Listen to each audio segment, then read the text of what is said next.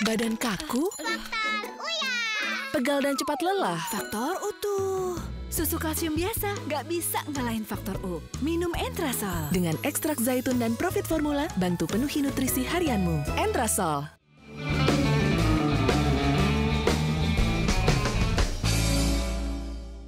Dipersembahkan oleh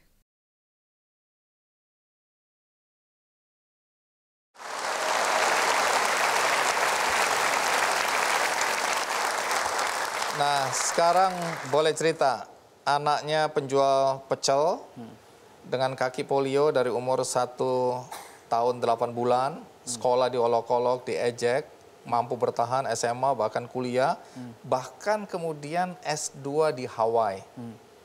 Kok bisa? Nah, pada saat saya kecil, waktu saya SD, saya itu menyelesaikan di Madrasah Ibtidaiyah di MI. Kira-kira jaraknya dekat sekali dengan rumah saya. Saya digendong ibu saya. Itu ibu saya menceritakan terus berulang-ulang. Itu Sambil menggendong? Sambil menggendong. Betul, itu dia tentu saja menggendong sambil bawa sayuran atau sesuatu yang buat pecel itu tadi. Dia menceritakan saya tentang kisah Nabi Ayub mungkin. Nabi Ayub itu kulitnya mengkelupas, dia ditinggal oleh istrinya, anaknya dan seterusnya. Itu yang intinya adalah dia dibully oleh masyarakat gara-gara kondisi fisiknya yang bau dan seterusnya, tapi dia tetap sabar dan terus berbuat baik bahkan terhadap orang yang mencoba menyakiti dia. Itu dia berlaku baik. Itu diulang-ulang sampai saya bertanya kepada ibu saya, kok itu terus ceritanya nggak ada cerita lain gitu. Gitu. Tapi kemudian saya sudah mulai dibiarkan oleh ibu saya untuk pergi sendiri.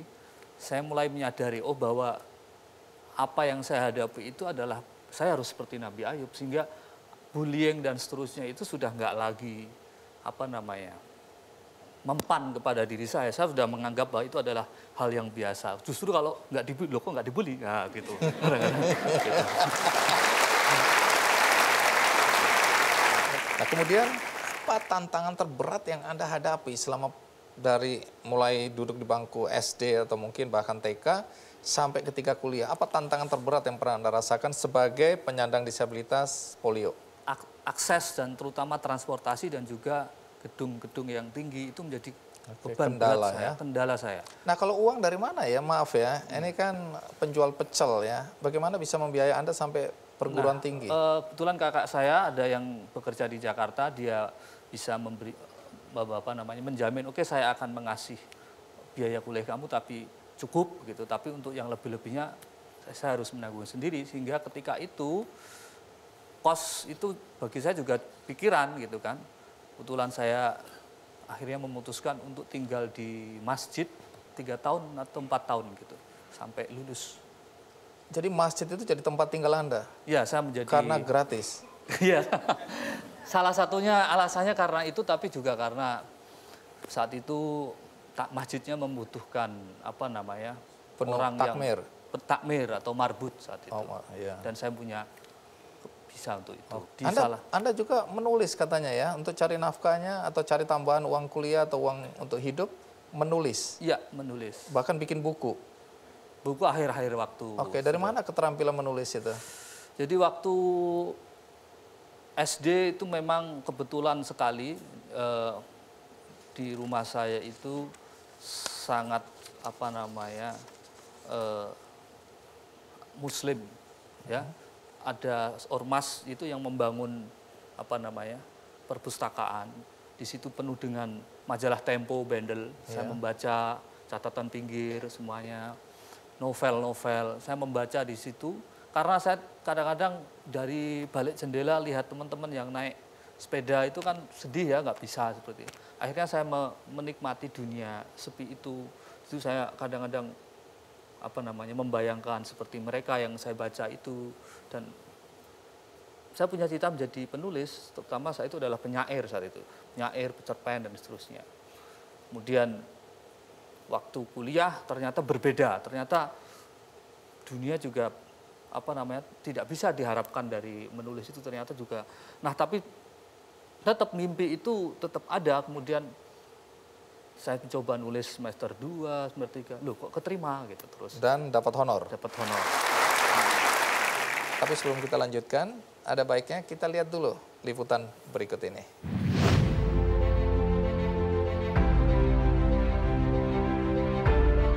Fasilitas umum di lingkungan pendidikan masih menjadi tantangan besar bagi para difabel dalam menimba ilmu. Minimnya akses bagi para difabel seolah telah membatasi mereka untuk meraih ilmu setinggi-tingginya. Inilah alasan Slamet Tohari begitu vokal dalam memperjuangkan para difabel dalam kesetaraan hak, terutama hak untuk mendapatkan pendidikan.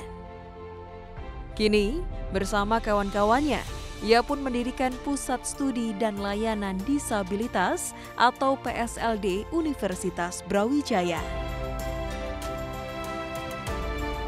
Atas perjuangannya, berbagai akses untuk difabel pun kini tersedia. Melalui PSLD, ia memberikan pendampingan bagi para difabel yang ingin menempuh pendidikan di Universitas Brawijaya. Dengan adanya seleksi program khusus penyandang disabilitas atau SPKPD, Universitas Brawijaya pun berhasil menjadi pelopor kampus ramah difabel.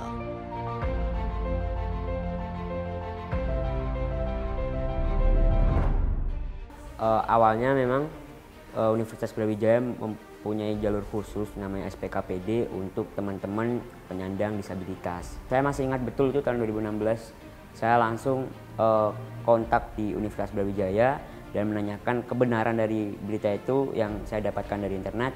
Baru saya apply dan alhamdulillah saya keterima di Universitas Brawijaya lewat jalur SPKPD.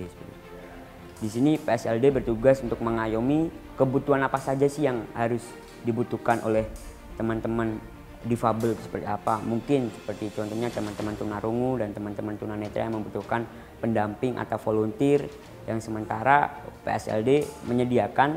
Jadi setiap kuliah itu berlangsung, nanti teman-teman difabel akan ditemani oleh volunteer untuk mensukseskan mereka dalam proses pembelajaran di dalam kampus seperti itu. Dosen sosiologi ini terkena polio sejak balita dan mengakibatkan salah satu kakinya tidak tumbuh dengan sempurna. Menjadi penyandang disabilitas sejak kecil, ia pun aktif mendorong berbagai kebijakan berperspektif inklusif di Kota Malang. Melalui Forum Difabel Malang Raya, ia mewadahi komunitas-komunitas difabel untuk mengadvokasi kebijakan publik. Di kalangan akademisi, Slamet Tohari dikenal sebagai pakar kebijakan untuk isu disabilitas. Ia menyelesaikan studi master di University of Hawaii, Amerika Serikat dengan tesis tentang disabilitas dalam sejarah masyarakat Indonesia.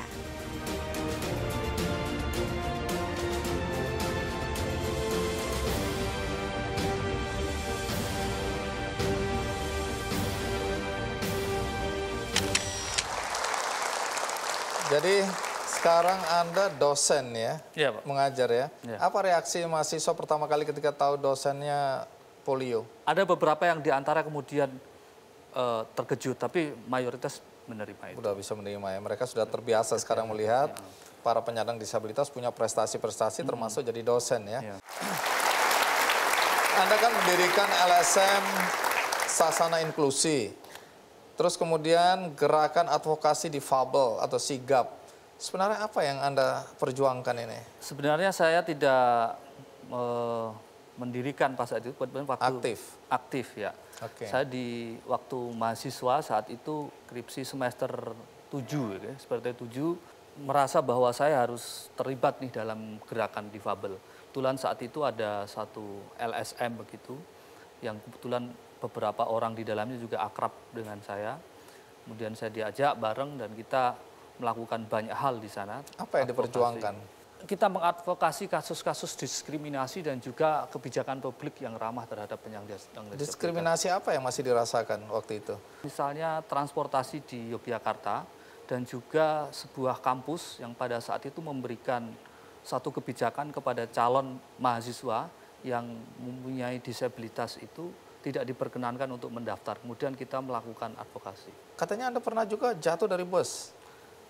Ya, seringkali bus itu tidak tahu bahwa yang naik itu adalah penyandang disabilitas, supirnya. Mungkin keretnya tahu tadi beliau. Nah, baru naik gitu, yo, gitu sudah. Tarik gitu kan. Padahal tongkatnya itu masih menggantung, jatuh. Saya tahu siapa supirnya itu. Saya pernah gitu, mau turun aja bilang, kaki dulu, jangan kepala. Kepala saya duluan. Oke, Gitu. maaf nih, apa sih hal-hal yang nggak enak dalam hidup Anda berkaitan dengan kaki Anda ini? Jadi suatu hari saya ngambil uang, waktu itu mau naik travel gitu kan. Kemudian saya duduk, travel biasanya ada menyediakan tempat duduk di pinggir jalan gitu, travelnya nunggu di situ.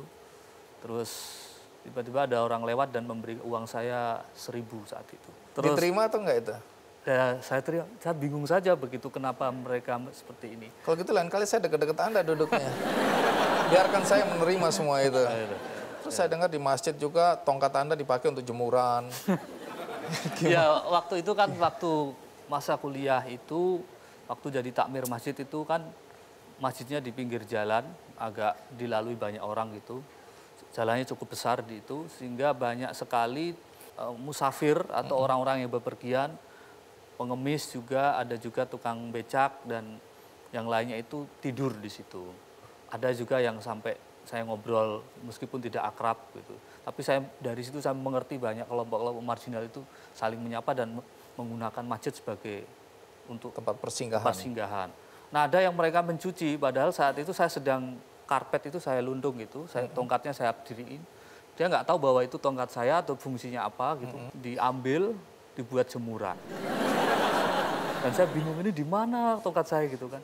Ternyata dibuat jemuran. Tapi sekarang Anda bisa cerita sambil ketawa. Dulu pasti mangkel itu ya. Jadi gimana ya? Mau saya ambil tongkat saya karena Jemurannya jemuran jatuh. jatuh gitu. Iya. Jadi Menarik juga karena Anda bersama teman-teman bikin seminar, ya ada workshop. Kemudian salah satu hasilnya soal mengemis itu haram. Kalau memanfaatkan anggota tubuh yang cacat. Kemudian juga ini mungkin agak kontroversial, tapi mungkin Anda bisa jelaskan, yaitu penyandang tunanetra muslim itu boleh menggunakan anjing pemandu, ya, bahkan ketika dia hendak beribadah ke tempat-tempat ibadah. Nah, nanti jelaskan bagaimana sampai muncul ya pernyataan seperti itu. Tapi kita rehat jenak, ikuti terus Kick Andy.